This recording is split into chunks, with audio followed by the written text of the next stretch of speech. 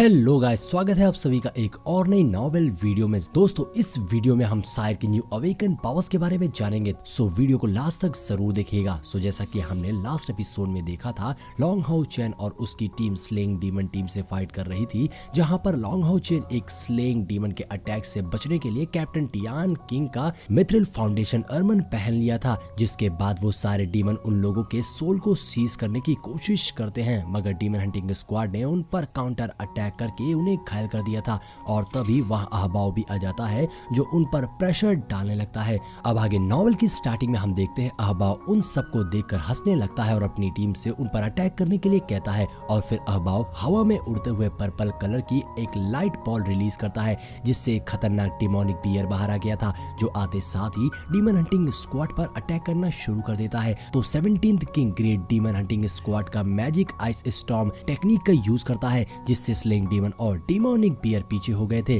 फिर 17 king great demon hunting squad सारे demon पर अटैक करने के लिए आगे बढ़ते हैं, जो देख स्लेइंग डीमन पर्पल कलर की शील्ड से खुद को प्रोटेक्ट करने लगते हैं। उधर कैप्टन टियान किंग अपनी स्वॉर्ड से वज्रा ड्रैगन को समन करके डिमोनिक बियर पर अटैक करता है। तो डिमोनिक बियर वज्रा ड्रैगन के अटैक को अपने हाथ से रोक लेता है और जवाब में उसके सर पर अटैक करता है, जिससे वज्रा ड्रैगन नीचे गिर गया था। वहीं फाइट के दौरान कैप्टन टियान किंग के नाक और मुंह से खून निकलने लगता है। तभी हम देखते हैं अहबाव डिमोनिक बियर को पीछे से कवर कर दे रहा था, जिस कारण उसे कैप्टन टियान किंग का एक भी अटैक नहीं लगता। 17th king great demon hunting squad की हालत काफी खराब थी और यहाँ कैप्टन टियान किंग के पास कोई और ऑप्शन नहीं था अपनी टीम को बचाने के लिए। तभी उसे याद आता है लॉन्ग हाउ चैन और कैप्टन टियान किंग ने डिसाइड करा था कि जब उनका सामना किसी ऐसे दुश्मन से होगा जो बहुत ज्यादा पावरफुल होगा, तो वो लोग उन्हें चकमा देकर यहाँ से भाग जाएंगे। जिसके बाद वो अहबाव पर अटैक करने लगता है,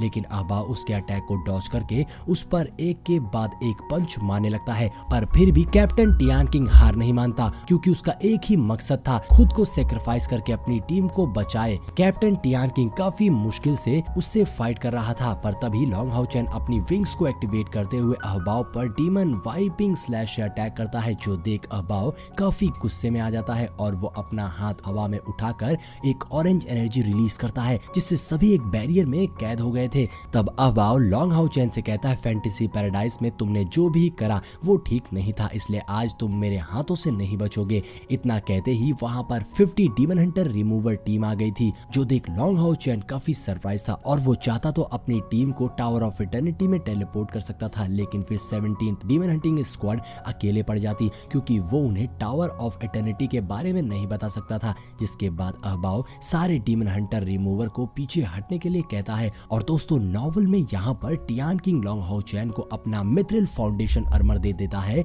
जो कि हमें ओरिजिनल एपिसोड में पहले ही देख लिया था। लॉन्ग हाउ चैन ने कभी नहीं सोचा था कि उसे इतनी जल्दी नाइट अर्मर पहनने को मिलेगा, क्योंकि मिथ्रिल फाउंडेशन अर्मर नाइट टेम्पल का एक लेजेंड इक्विपमेंट है। और दोस्तों, कई साल पहले नाइट टेम्पल में 365 मिथ्रिल फाउंडेशन अर्मर और 36 प्योर गोल्ड फाउंडेशन अर्मर बनाए गए थे, जो 6 ग्रेट टेम्पल के हेड पोजीशन पर ही मिलता है। अब लॉन्ग हाउ चैन को देखकर अहबाव कहता है, तो तुम एक नाइट हो, अब तो मुझे तुम्हें मारने में और भी ज्यादा मजा आएगा। ऐसा कहते हुए वो अपने हाथ में एक ब्लैक स्वॉर्ड को समन कर लेता है, जो कि वहां मौजूद सारे वॉरियर के स्वॉर्ड से काफी बड़ी थी। वहीं जैसे ही लॉन्ग हाउ चैन के हाथ में डिवाइन स्वॉर्ड आती है, वैसे ही मिथ्रिल फाउंडेशन अर्मर गोल्डन लाइट अर्मर में कन्वर्ट हो जाता है। साथ ही साथ एलिमेंटल फेरी एक स्पेल पढ़कर खुद लॉन्ग हाउ चैन के वेपन से मर्ज हो जाती है। जिसके बाद लॉन्ग हाउ चैन अपनी डिवाइन स्वॉर्ड का यूज करते हुए उस बैरियर को एक झटके में तोड़ देता है और फिर वो अपने 4 विंग्स के साथ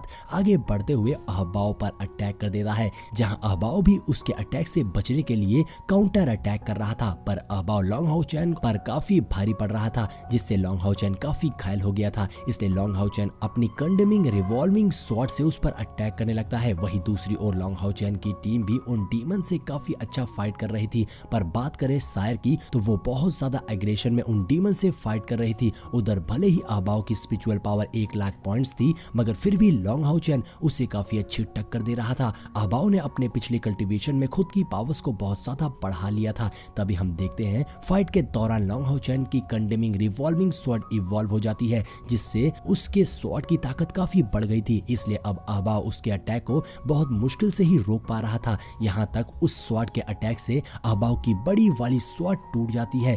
तभी हमें पता चलता है condemning revolving sword long how चैन के डैड ने दी थी, जिसे वो अपने डैड से भी अच्छा यूज कर रहा था। और इस स्वॉर्ड की सबसे बड़ी खासियत यही थी कि ये स्वॉर्ड दूसरे वेपन के पावर्स को एब्सॉर्ब करती है, इसलिए अहबाओ की स्वॉर्ड टूट गई थी क्योंकि उसकी सारी एनर्जी लॉन्ग हाउ चैन की स्वॉर्ड में एब्सॉर्ब हो गई थी। जिसके बाद हम देखते हैं अहबाओ अपनी बॉडी से रेड कलर की एनर्जी रिलीज करने लगता है, जिससे उसकी बॉडी से एक डेविल ड्रैगन बाहर आता है, जो कि फर्स्ट डीमन गॉड पिलर का अनडाइंग डेविल ड्रैगन था। और इसी कारण अहबाओ की पावर्स इतनी ज्यादा बढ़ जाती है कि अब लॉन्ग हाउ चैन के लिए उसका फिस्ट ही काफी था। ये देखकर सब लोग काफी घबरा गए थे। तभी लॉन्ग हाउ चैन भी डिवाइन स्वॉर्ड की पावर को एक मंत्र पढ़कर बढ़ाने लगता है, जिससे उसकी स्वॉर्ड का किलिंग मोड एक्टिवेट हो गया था। और फिर लॉन्ग हाउ चैन अपनी स्वॉर्ड से तो अहबाओ अपने फिस्ट से एक दूसरे पर अटैक करते हैं, जो टकराते ही वहां पर एक बहुत ही बड़ा ब्लास्ट होता है, जिससे वहां की जमीन कांप जाती है।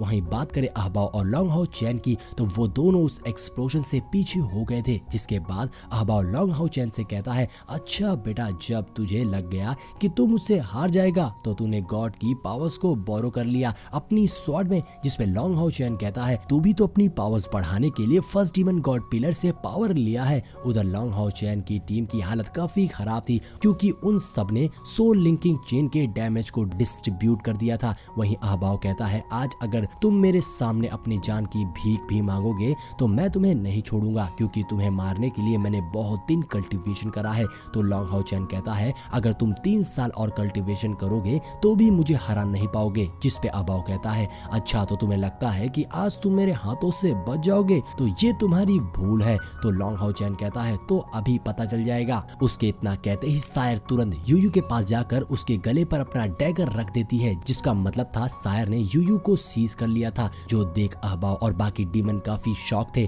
तो अहबाओ कहता है, तुमने क्या सोचा, तुम एक लड़की को सीज कर मुझे हरा दोगे? जिसपे लॉन्ग हाउ चैन कहता है, हाँ ये एक नॉर्मल लड़की नहीं बल्कि तुम्हारी होने वाली वाइफ है। अब ये सुन अहबाओ काफी सरप्राइज था और सोचता है, आखिर इसे कैसे पता यूयू मेरी होने वाली फियांसे है, और यहाँ अगर यूयू को कुछ हो गया तो मैं मून डीमन गॉड एग्रेस को क्या मुंह दिखाऊंगा। साथ ही इसी गलती की वजह से डीमन गॉड एम्परर भी उसे अपना नेक्स्ट सक्सेसर नहीं बनाएंगे, क्योंकि एक बार डीमन गॉड एम्परर ने उसे बताया था कि अगर इस मिशन में उसने कोई भी बेवकूफी करी तो वो किसी और को अपना सक्सेसर बना देंगे, जिससे उन्होंने पहले से ही सेलेक्ट कर रखा है। दोस्तों वो कौन है ये तो हमें आगे नॉवल में पता चलेगा। अब अहबाओ लॉन्ग हाउ चैन से पूछता है, आखिर तुम्हें क्या चाहिए? जिसपे लॉन्ग हाउ चैन कहता है, अगर तुम मेरे साथियों को यहाँ से जाने दोगे तो मैं यूयू को छोड़ दूंगा, पर मैं और सायर यहीं रुकेंगे। ये सुन अहबाओ इसके लिए मान गया था, मगर दोनों डीमन हंटिंग स्क्वाड के मेंबर यहाँ से जाने के लिए मना करते हैं। तो वहीं टियान किंग सोच रहा था,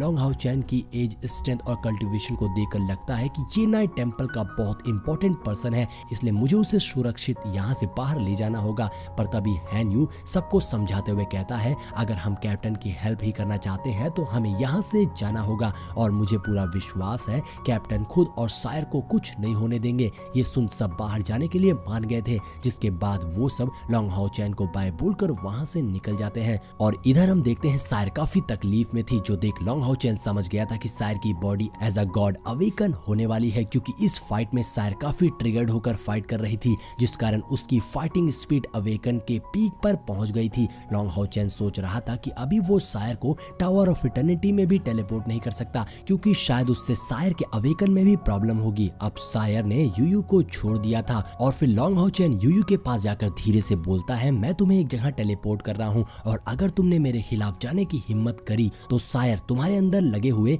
शील्ड को एक्टिवेट कर देगी, जिससे तुम मारी जाओगी। ये सुन यूयू इसके लिए मान गई थी, क्योंकि उसे भी अहबाओ से शादी नहीं करनी थी। फिर लॉन्ग हाउ चैन तुरंत यूयू को टावर ऑफ इटर्निटी में टेलीपोर्ट कर देता है, जो देख अहबाओ काफी हैरान था और उससे कहता है, आखिर तुमने यूयू को कहाँ गायब कर दिया? जिसपे लॉन्ग हाउ चैन कहता है, वो जहाँ भी है सेफ है, बट अगर तुम्हें उसे सेफ देखना है तो हम दोनों को कुछ भी नहीं होना चाहिए, नहीं तो तुम यूयू को कभी भी नहीं देख पाओगे। उसके इतना कहते ही वहाँ का एटमॉस्फेयर पूरा ब्लैक ऑरेंज से भरने लगता है, क्योंकि अब सायर अपने फाइनल स्टेज पर पहुंच गई थी, और देखते ही देखते उसने गॉड्स चूजन वन को अवेकन कर लिया था, जिससे उसका पूरा अपीयरेंस चेंज हो जाता है, और वो व्हाइट ड्रेस में बड़ी खूबसूरत लग रही थी। साथ ही उसके हाथ में एक बहुत बड़ी असेसिन एक्स थी, जो देख अहबाओ काफी शॉक था और गुस्से में अपनी आर्मी यूनिकॉर्न पर अटैक करने के लिए कहता है, जिसके साथ ही हमारा ये एपिसोड यहीं पर एंड हो जाता है। दोस्तों उसका नेक्स्ट पार्ट बहुत ही अमेजिंग होने वाला है, जो कि बहुत जल्द हमारे चैनल पे आएगा, तो चैनल को सब्सक्राइब कर लीजिएगा। मिलते हैं